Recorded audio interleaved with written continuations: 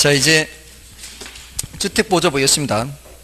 주택보조에서는 좀 전에 이제 임대료 규제, 분양가 규제 했죠. 이거는 이제 직접 개입이에요. 근데 이제 그렇게 했을 때 문제점들이 많잖아요. 이게 장기적으로 시행하면은 그게 이제 부작용이 많습니다. 원래 직접 개입이라는 게 부작용이 많아요. 원래가.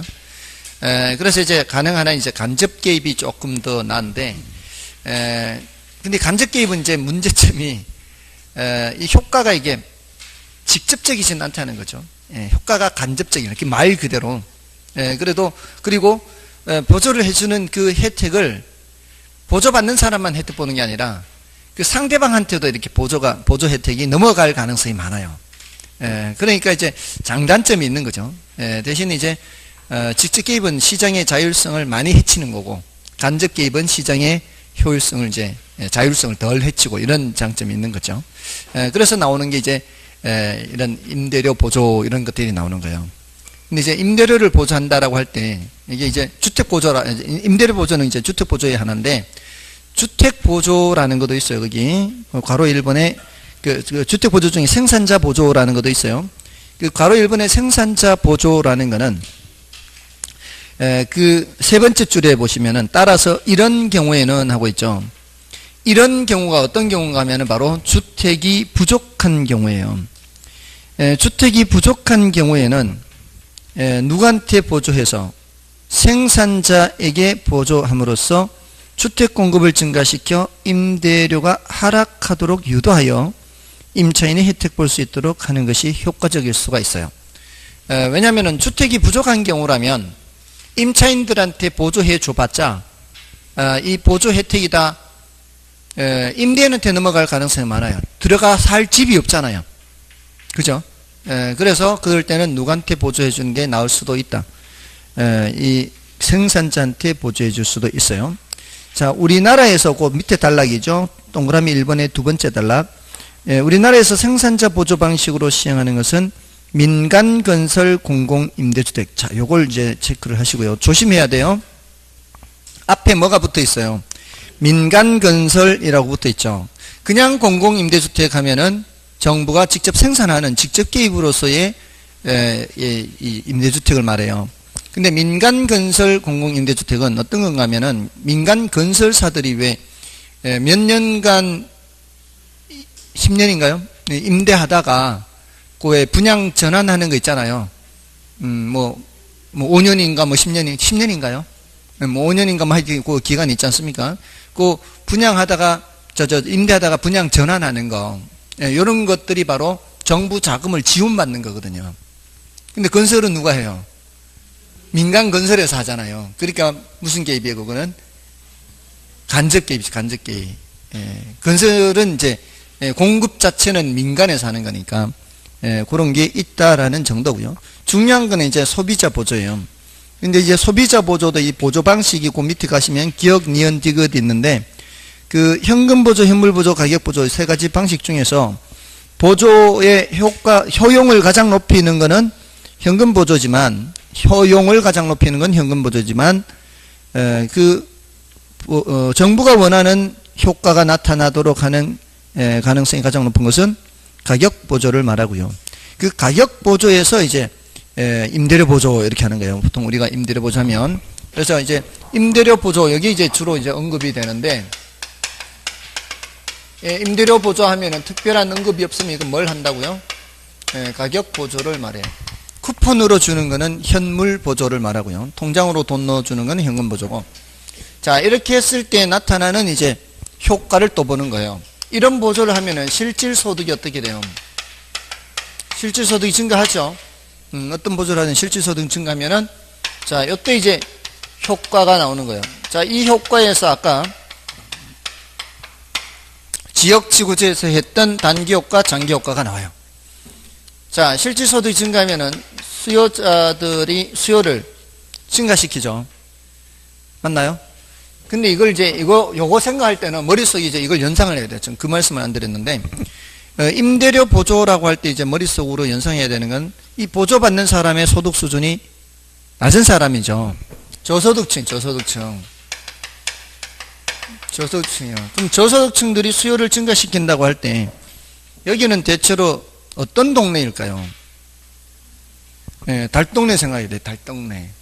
예, 달동네 주택이라고 생각하시면 돼요. 그러니까 우리가 이제 소득 수준이 낮다라고 해서 그냥 평균보다 낮으면 다 혜택 보는 게 아니잖아요.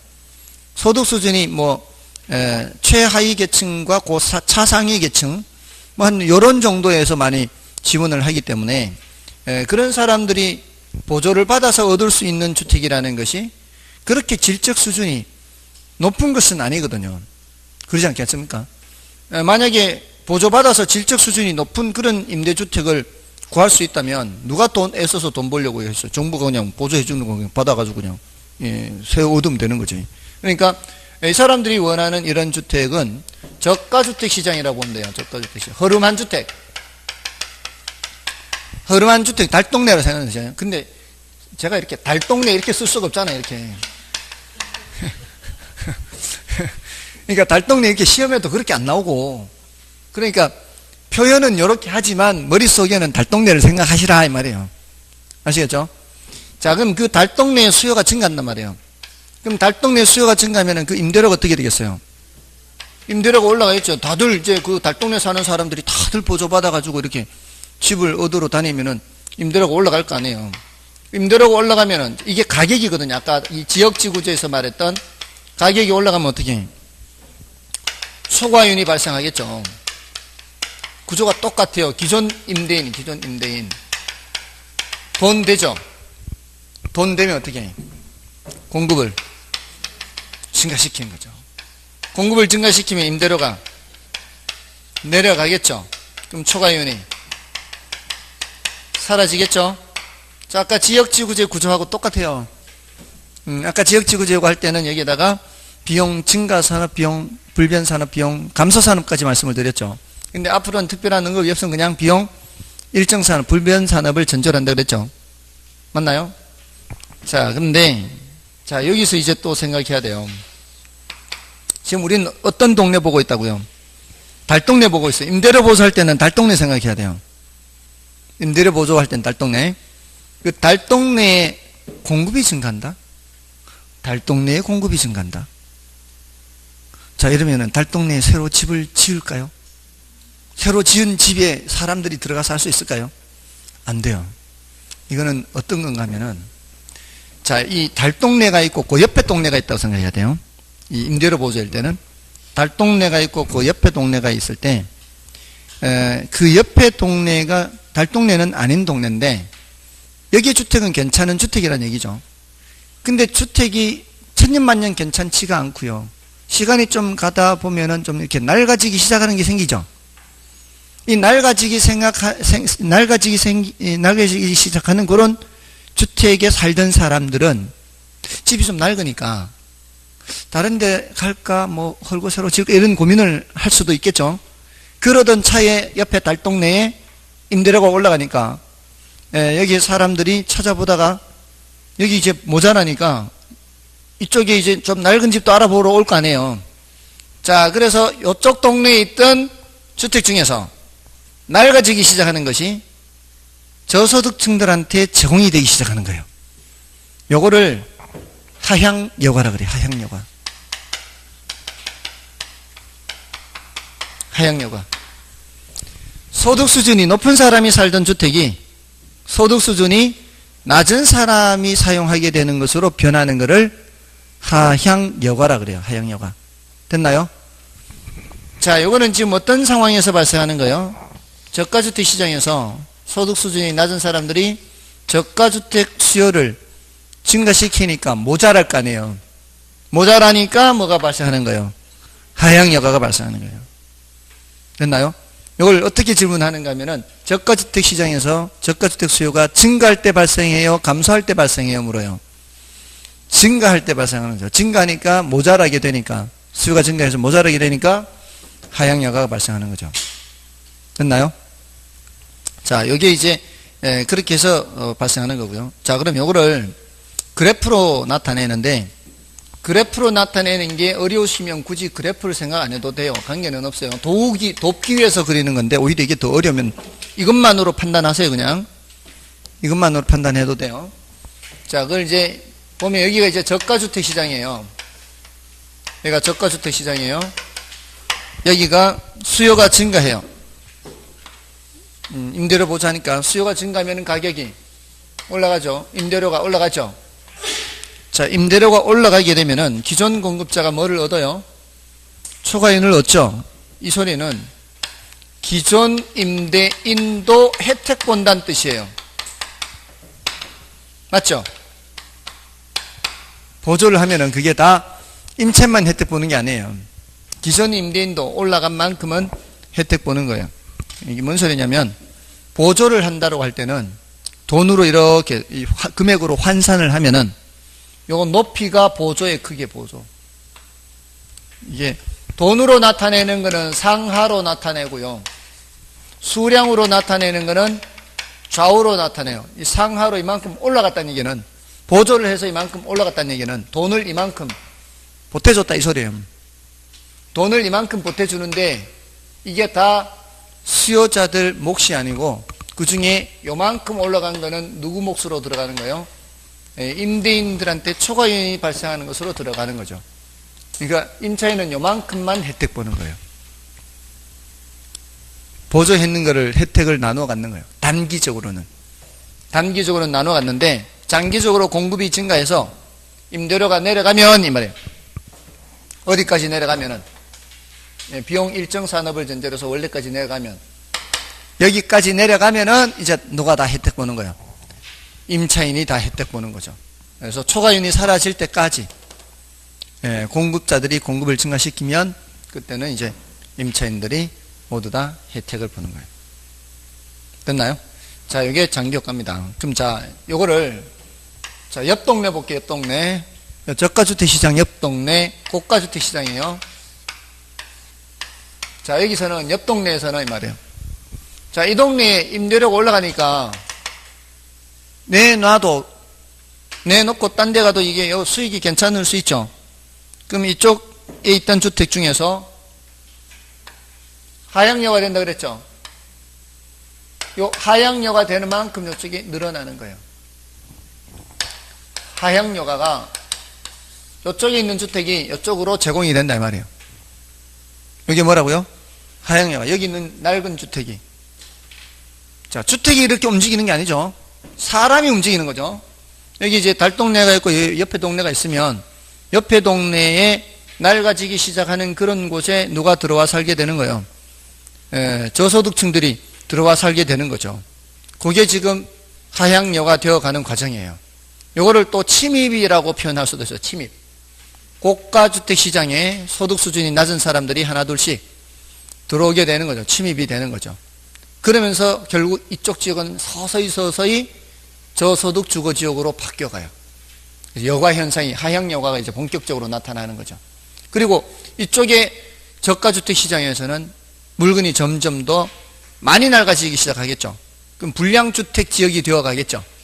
그러면서 여기는 무슨 얘기가 나와요? 재개발, 재건축 얘기가 나오겠죠. 그러면서 여기 재개발, 재건축이 되면은 소득 수준이 높은 사람이 이제 이쪽으로 온 거죠. 이것을 상향여가라고 해요. 상향여가.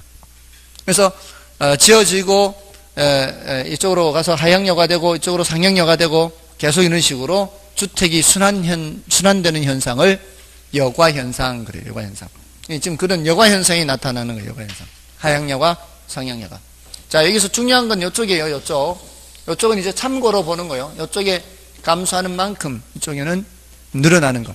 이쪽에 감소하면 가격이 어떻게 해요?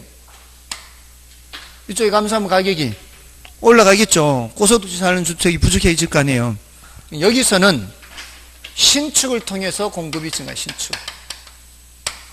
저가주택 시장에서는 공급 증가가 어떻게 공급 증가하는 거예요? 하향여가가 되는 거예요. 이쪽은 새로 지어서 공급하고, 그럼 지으면 또 나중에 또 이쪽이 모자라게 되면은 이쪽에서 하향여가 되고, 여기서 짓고 하향여가 되고, 짓고 하향여가 되고, 이렇게. 됐나요?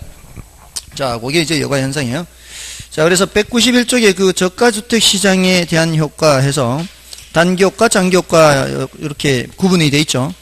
자, 왜 이렇게 그래프를 그리는가 하면은 그래프만 보면 단기효과와 장기효과가 이렇게 나오니까 단기 효과는 수요 증가해서 가격 상승하고 초과이윤이 발생하는 상태. 그러니까 공급이 증가하니까 가격이 내려가서 초과이윤이 사라진다. 그리고 공급이 증가한다는 이 얘기가 고가주택시장에서 하향료가 된다. 그림으로 다 되니까 거기에 이제 맞춰서 생각하시면 되는 거예요. 다음에 그 191쪽의 고가주택시장에 대한 효과는 중요도가 낮다고 말씀을 드렸죠. 중요도가 낮으니까 저가주택시장 위주로 보시고요. 그래서 192쪽의 표로도 왼쪽에 저가주택시장 위주로 보시고 오른쪽에 고가주택시장은 참고로 보십시오. 다음에 193쪽에 이제 여가현상 나오잖아요. 하향여가, 상향여가 이렇게. 자, 하향여가는 상위 계층이 살던 주택을 하위 계층이 사용하는 현상을 말하고요. 하향여가 현상을 능동적 여가라고도 합니다. 왜냐하면 이제 집을 지으면은 새 집을 먼저 짓겠어요? 낡은 집을 먼저 짓겠어요? 집을 지으면은 우선 새 집이잖아요. 새 집이 낡은 집이 돼가는 게 먼저 나타나는 현상이죠. 먼저 나타나는 현상이. 자연스럽게 뭐가 먼저 나타나요? 하향여가가 먼저 나타나는 거죠. 이게 이제 능동적 여가예요. 그러고 나서 이제 나중에 이제 불량저택촌이 되면 이제 상향여가가 나타나는 거죠. 다음에 그 하향여가는 임대료 보조 등 소득 증가로 인해 수요가 증가해야 나타난다고요. 저가주택 시장에서 이 말이에요. 저가주택 시장에서 저가주택에 대한 수요가 어떻게 해야 돼요? 저가주택에 대한 수요가 증가해야 나타나는 현상이 이게 하향여가입니다. 자, 그렇게 보시고요. 그 다음에 상향여가, 이거는 이제 뜻은 여러분이 보시고, 그 밑에 두 번째 문장 뭐예요? 상향여가는 소득 증가 등으로 인해 저가주택에 대한 수요가 감소해야 됩니다. 저가주택에 대한 수요가 감소해요. 자, 이거 조심해야 돼요. 헷갈릴 수가 있어요. 둘 다 소득 증가예요. 소득 증가로 저가주택에 대한 수요가 증가할 때 하고 저가주택에 대한 수요가 감소할 때 하고 뭔 차이가 있을까요? 언제는 소득 증가인데 저가주택 수요가 증가고 언제는 저가주택 수요가 감소. 이러면은 하향여가예요. 이러면 상향여가. 차이가 뭘까요? 헷갈리죠? 언제는 소득 증가했는데 저가 수요가 증가고 언제는 소득 증가했는데 저가 수요가 감소해요. 이거는 소득이 증가하는 수준이 달라서 그래요. 근데 그 수준이 다른 거는 문제에서 말 안 해줘요. 예를 들어 볼까요? 우리 옛날에 먹고 살기 힘들 때 보리밥이라도 새끼 먹으면 잘 먹는다 그랬다고요. 옛날에는 이 60년대 여기 60년대 사신 분이 많지 않죠? 여기 60년대 사신 분이 많지 않죠? 60년대 초반만 해도요. 보리밥이라도 새끼 먹으면 잘 먹는다 그랬다고 합니다. 자, 그럴 때 두 끼 먹다가 돈 좀 벌면 바로 쌀 먹으러 갈까요? 두 끼 먹다가 보리라도 새끼 먹을까요? 바로 쌀 가요. 두 끼 먹다가 쌀 두 끼로 보리 두 끼 먹다가 쌀 두 끼로 먹어요. 보리 두 끼 먹다가 보리라도 새끼 먹는 거죠. 뭔 뜻인가 하면은 소득 수준이 아주 낮을 때에는 보리가 아직 열등제가 아니에요. 보리가 아직 열등제가 아니에요. 보리라는 게 이 정상제 열등제라는 개념 구분은 절대적인 구분이 아니고요. 상대적인 구분이에요. 그러니까 소득이 늘어나면은 처음에는 보리 수요가 어느 정도는 늘어나다가 그 단계를 벗어나면은 열등제가 되는 거죠. 쌀을 먹는 거죠. 소고기, 돼지고기 간의 관계에서는 돼지고기가 무슨 제? 열등제, 소고기가 우등제죠. 근데 이건 둘 사이의 상대적 개념이죠. 예전에 고기 구경도 못하던 시절에 돼지고기가 과연 열등제일까요? 고기 구경도 못하던 상황에서는 풀만 먹다가 돼지고기 주면은 환장을 하겠죠. 그때는 돼지고기가 열등제, 우등제요. 우등제죠. 그때는 우등제입니다. 뭔 뜻인지 아시겠어요? 어떤 재화라는 게 절대적으로 열등제가 아니에요. 저한테는 아직도 돼지고기가 우등제예요. 없어서 못 먹어요. 자, 그런데 이 달동네 주택이라는 게 말이에요. 달동네 주택이라는 게. 소득 수준이 아주 낮은 사람 입장에서는 소득이 늘어난다고 해서 바로 고가주택으로 가는 게 아니라 이 말이에요. 소득이 늘어난다고 할 때 처음에는 저가주택 수요가 평수를 10평에서 12평, 12평에서 15평 이렇게 늘어나는 거 이때는 이 사람들 수준에서는 이게 아직 무슨 제? 우등제, 정상지예요. 아직은 이 사람들은. 근데 그러니까 이제 이런 주택이 부족하니까 이제 위에서 내려올 수밖에 없잖아요. 그런데 이거는 소득이 이제 많이 늘은 거예요. 이제 소득이 많이 느니까 이제 달동네를 벗어나는 거죠. 그러니까 이제는 뭐가 된 거예요? 이제 열등제가 된 거죠. 이럴 때는 이제 상향요가 나타난다 이 말이에요. 됐나요? 근데 문제에서는 소득이 많이 늘었다 적게 늘었다 얘기를 안 해준단 말이에요. 그냥 소득이 증가했다 그래요. 뭘 보고 판단해야 돼요? 저가주택 수요가 증가한다 그러면 하향요가, 저가주택 수요가 감소한다 그러면은 상향요가, 이렇게 판단하는 수밖에 없다 이 말이에요. 됐나요? 자, 넘어가시고요. 다음에 이제 그 194쪽에 주거분리와 여가적용이 있는데, 주거분리라는 개념은 고급주택지역과 저급주택지역이 서로 분리되는 현상을 말해요. 이거는 이제 도시 전체적인 측면에서도 발생하고 근린지역에서도 발생하는 편입니다. 보통은 이제 그 도시라는 게 좀 잘 사는 동네 못 사는 동네 이렇게 이제 구분이 되는 편이거든요. 근데 그게 잘 사는 동네도 그 근처에 또 더 잘 사는 동네 못 사는 동네 있다는 거죠.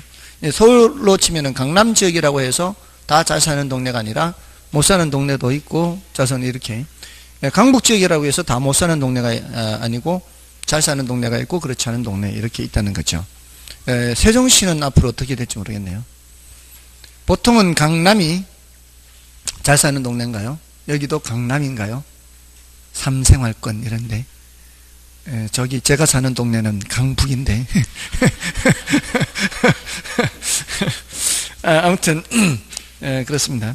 다음에 이제 여가작용에 의한 주거분리, 요거는 뭔가면은, 여가작용에 의한 주거분리는 보통 이제 경제지역이라는 게 이렇게 있다면요, 경제지역, 여기가 이제 저소득층 주거지역, 여기 고소득층 주거지역, 보통은 여기는 이제 부예외부가 나타난다 그래요.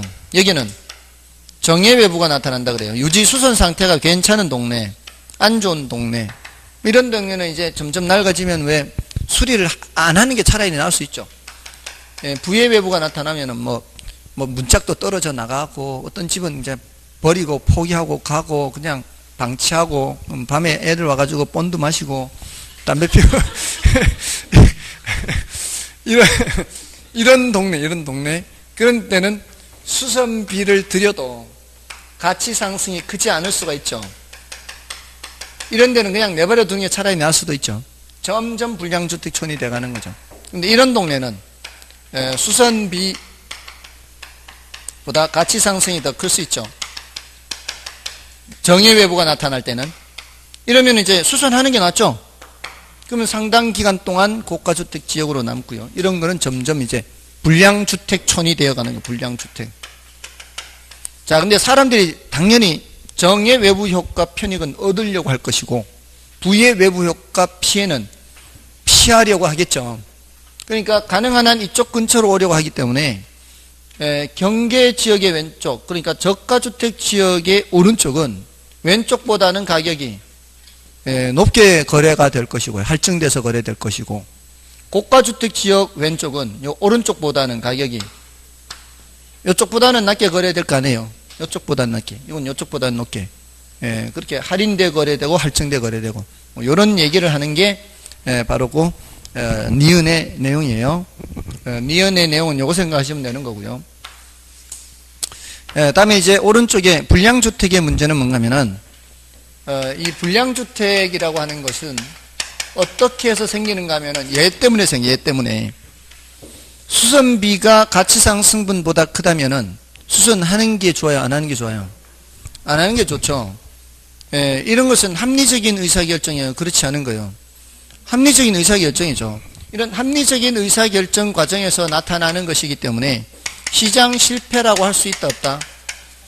시장 실패가 아니라는 거예요. 이런 거를 가지고 시장 실패라고 하면은 안 된다. 이렇게 이런 현상이 나타나는 것을 가지고 시장 실패라고 하면은 안 된다는 거죠.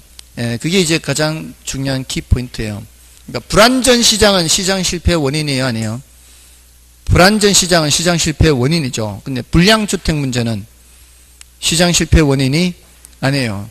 제가 외공불비 이렇게 외우니까 불자만 외우고 있다가 불량주택 이렇게 놓으면은 이거 시장 실패네 이러면 안 된다 이 말이에요. 아시겠죠?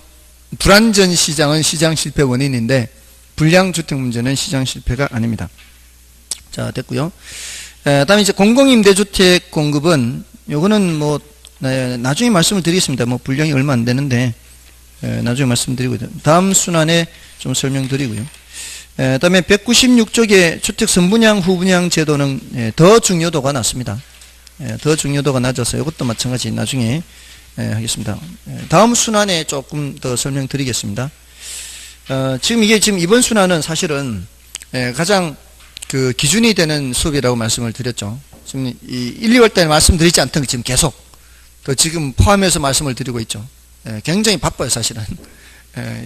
다 채워서 해야 되니까. 근데 이제 중요도가 낮은 것까지 다 말씀을 드리면 이제 시간이 한도 끝도 없으니까 이렇게 방법을 선택하는 겁니다. 다음 순환은 이제 조금은 더 빨리 나갈 수 있으니까 이런 말씀을 드릴 여유가 있을 거예요. 다음에 이제 부동산 조세로 넘어가셔서요. 부동산 조세의 기능이 있죠. 괄호 1번, 괄호 2번 이런 기능들은 좀 봐주시고요. 괄호 1번은 이제 자원 배분 기능이라고 되어 있죠. 이거는 효율성 측면의 정책이고 효율성 측면의 조세고요. 소득 재분배 기능 이런 거는 이제 형평성 측면이에요. 그러니까 효율성과 형평성은 항상 경제학에서 늘 같이 따라다니는 거예요. 두 가지 측면이 이제 늘 따라다니고요. 그다음에 괄호 3번과 괄호 4번은 부동산 조세이기 때문에 나타나는 현상이다. 자, 이렇게 보시면 되겠습니다. 자, 이제 넘어가셔서 이제 본론이에요. 이제 그 본론은 198쪽에 199쪽에 걸쳐 있는데 그 세 가지가 있어요. 세 가지. 그 세 가지가 뭔가면은 부동산 조세에서는 하나는 이제 조세 귀착의 문제예요.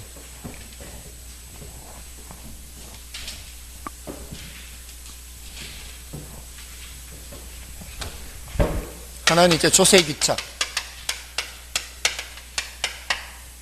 두 번째는 이제 동결 효과고요.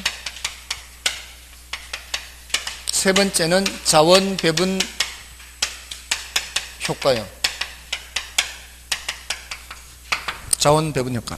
요 세 가지인데, 그러니까 그 왼쪽 페이지에 역진세적인 효과는 별로 중요도가 높지 않고요. 맨 위에 있는 이제 조세 부과의 효과에서 그게 이제 조세 기착이거든요. 왼쪽 페이지 위에 있는 게 조세 기착, 아래에 있는 게 정률세 역진세적인 효과. 이거는 중요도가 좀 낮고요. 오른쪽에 두 가지가 중요도가 좀 더 높습니다. 자, 요 세 가지인데 조세 기착은 지금까지 이제 계속 말씀드렸어요. 이게 워낙 중요한, 이게 제일 중요한 거네요. 이게 제일 중요한 거. 조세 기착은 조세를 부과하게 되면은 보통 이제 공급자한테 부과를 해요. 근데 그게 납세 의무자에게 부과된 조세가 상대방에게 전가될 수가 있어요. 그 전가되는 현상 결과 최종적으로 누가 얼마만큼 부담하느냐가 조세 귀착의 문제죠. 이 조세라는 게 재산세든 휘발유세든 무슨 양도소득세든 모든 조세가 원리가 똑같아요. 그래서 경제학에서는 굳이 따지지 않아요. 재산세다, 무슨 양도소득세다. 굳이 구분을 하지 않습니다. 그냥 조세예요, 조세. 조세를 부과한다는 것은 보통은 누구한테 부과하는가 하면은 공급자한테 부과를 해요, 보통. 휘발유세를 부과한다 그러면 그 납세를 해야 되는 주체가 누구예요? 그 주유소 운영자가 세금을 내야 돼요. 맞죠? 대부분의 세금은 누구한테 부과한다고요? 공급자한테 부과를 해요. 근데 그게 누구한테 전가될 수 있다고요? 소비자한테 전가될 수 있다는 거죠. 예를 들어서 지금까지 없던 휘발유세를 100원을 붙인다라고 생각을 하면은 지금까지 리터당 1,000원인데 자, 1,000원을 우리가 내면은 주유소에서는 1,000원 받아서 자신의 비용 다 떼고 그냥 이윤 생각하면 됐던 거예요, 지금까지는. 근데 정부가 리터당 100원의 휘발유세를 매기면, 자, 이제 주유소에서는 돈 받아가지고 100원만큼은 세금 내고 그리고 자기 경비 떼고 이렇게 계산해야 되잖아요. 그럼 지금까지 1,000원 받던 입장에서는 얼마 받으려고 해요? 당연히 1,100원을 받으려고 하겠죠. 그러니까 받으려고 하는 금액이 올라가는 거예요.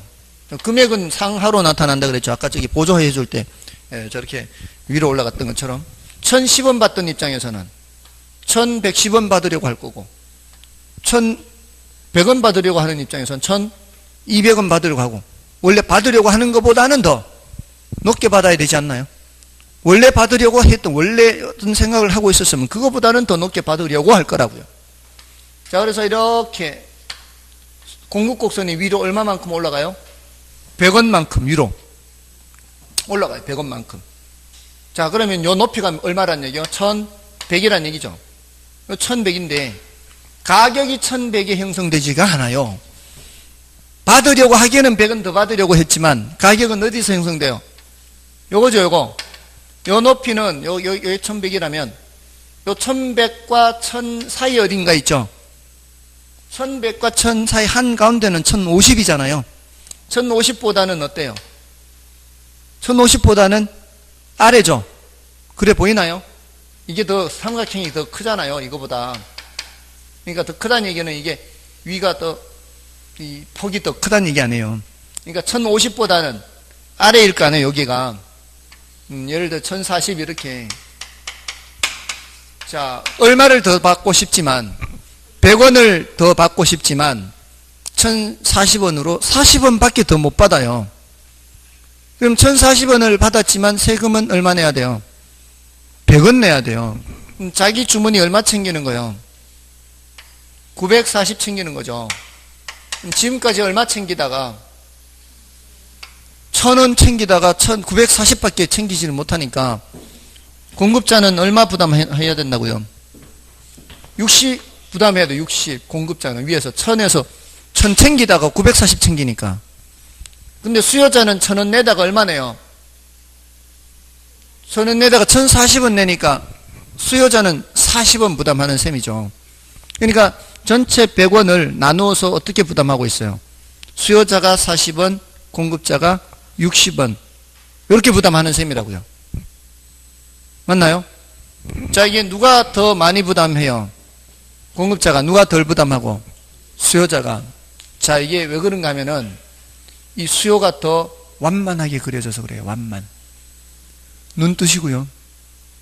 제 눈은 뜨고 계시는데 사실은. 눈은 뜨고 계세요, 사실 지금. 근데 거의 장비 수준이에요, 장비. 장비가 눈 뜨고 잔다 그러죠. 그러니까 눈 뜨고 자니까 이 적군이 와도 저놈 암살을 하러 와도 이게 눈을 뜨고 있으니까 저게 함부로 못 오는 거죠. 이렇게 봤는데 눈 뜨고 있으니까. 근데 어떤 때는 그냥 깨끗하게 주무시는 게 나을 수도 있어요. 흰자가 번득이면은 무서워요.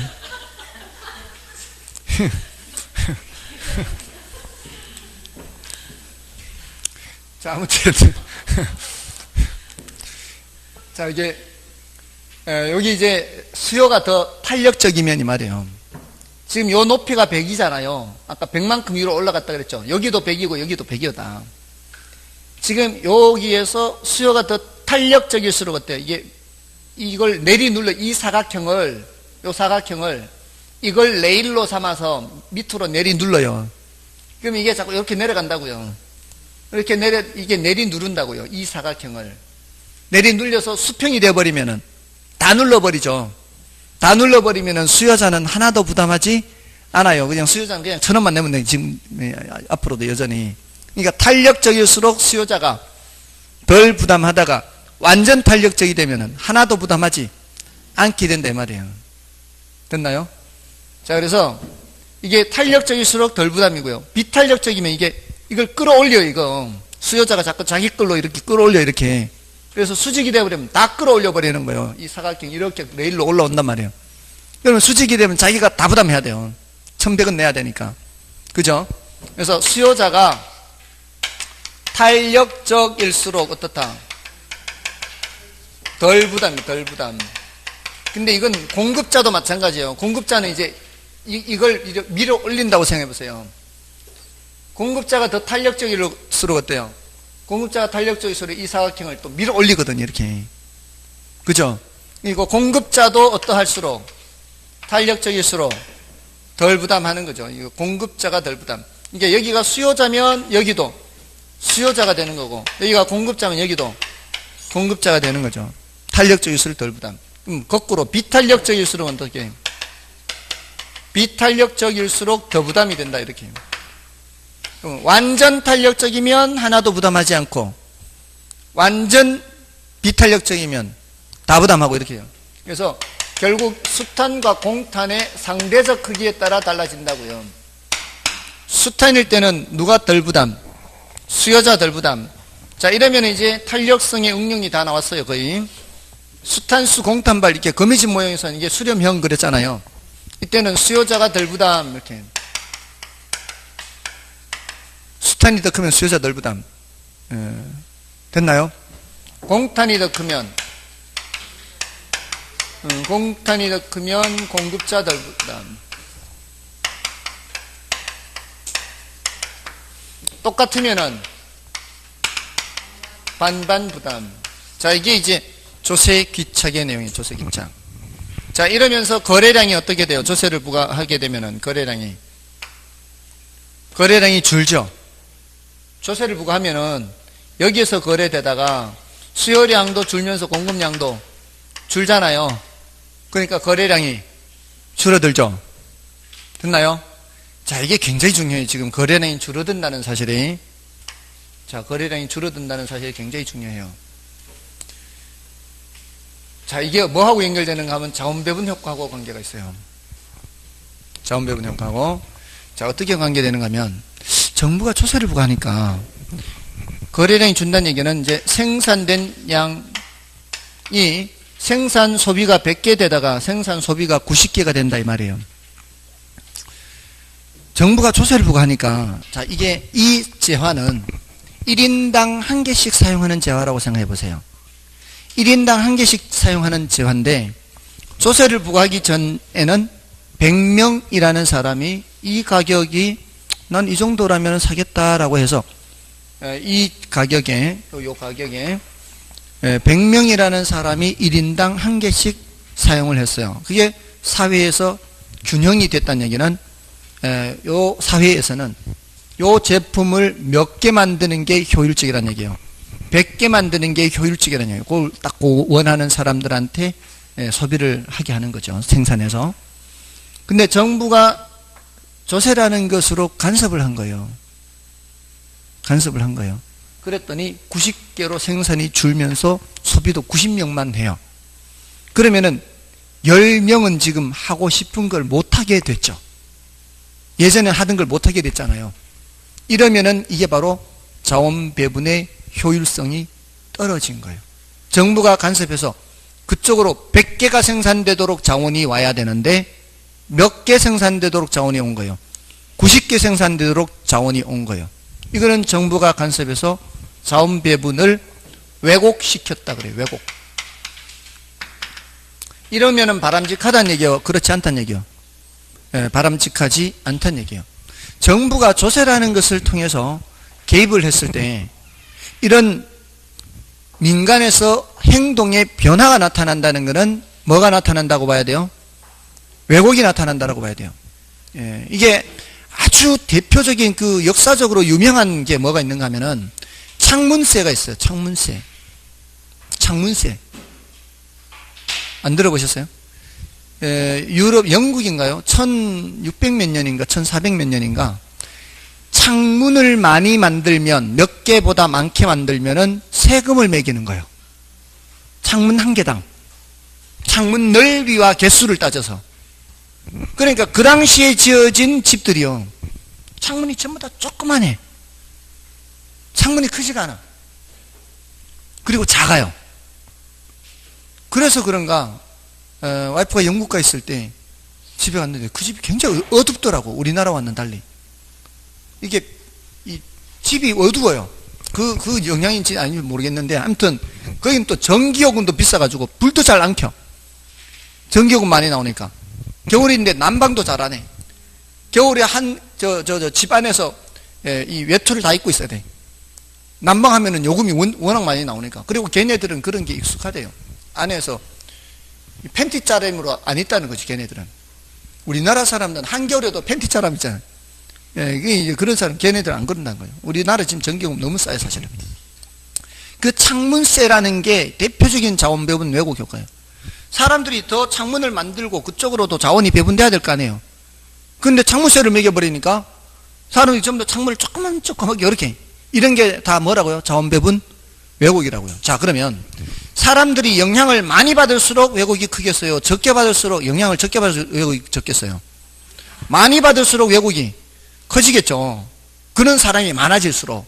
그러면 지금 이게 더 탄력적이 되면 어떻게 되겠어요? 더 탄력적이 되면 균형점이 요점이 돼요. 요점. 더 완만해지면 수량 변화가 커요, 작아요? 완만하면 수량 변화가 더 커지는 거 아니에요? 이 수량 변화 항상 탄력성으로 얘기했잖아요. 또 완만한 게 수량 변화 크고, 요점보다 요점이면 조금이라도 더 많이 줄죠. 이러면 자원 배분 왜곡이 더 커지는 거예요.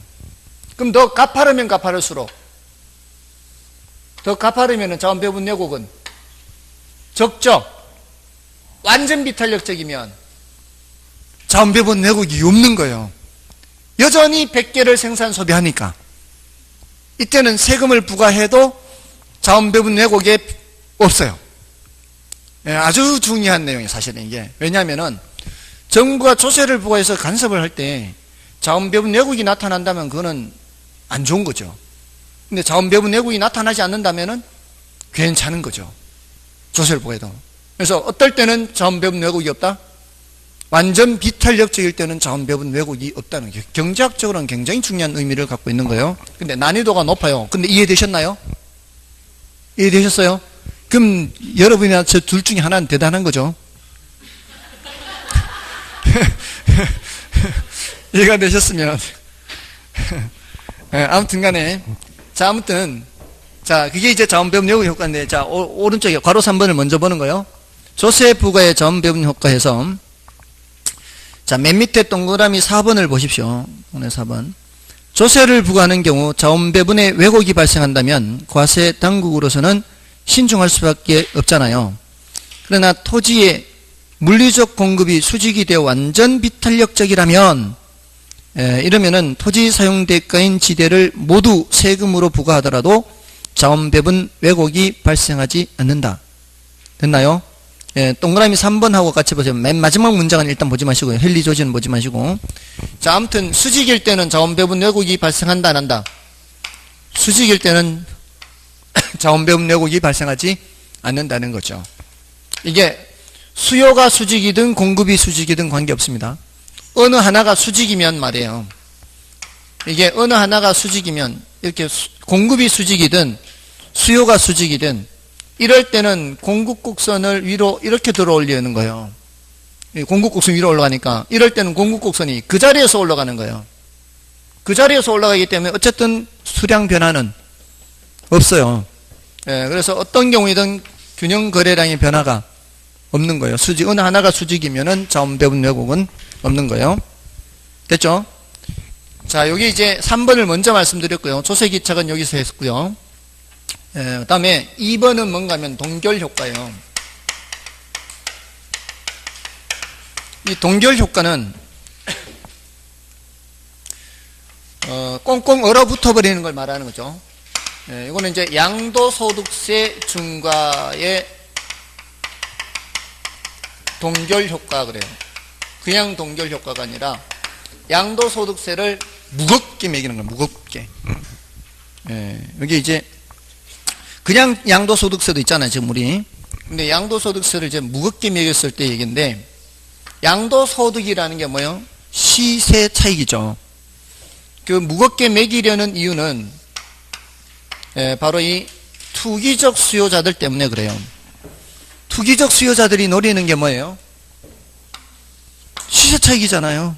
투기적 수요자들이 노리는 게 시세 차익 아니에요.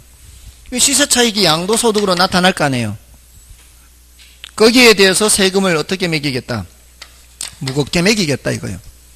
자, 지금 이 상황이 어떤 상황인가 하면은 이게 투기적 수요가 증가한 상황이에요. 투기적 수요가 증가. 이게 2005년 8월 30일인가 2006년 8월 31일인가 2005년 8월 31일 같습니다. 기억에. 그게 바로 종부세 생일이에요. 생일. 종합부동산세가 그날 태어났어요. 종부세 들어보셨죠? 그때 종합부동산세하고 각종 부동산세를 그때 831 대책으로 노무현 정부가 발표를 했어요. 투기적 수요가 너무 이렇게 많이 있으니까 당신들 이렇게 투기해봐야 소용없다. 세금 많이 매길 테니까 투기하지 마세요. 이런 취지였어요. 의도가 뭐예요, 이게? 의도가, 양도소득 증가 의도가 투기적 수요를 줄이는 거죠. 다시 되돌아가세요. 하지 마세요.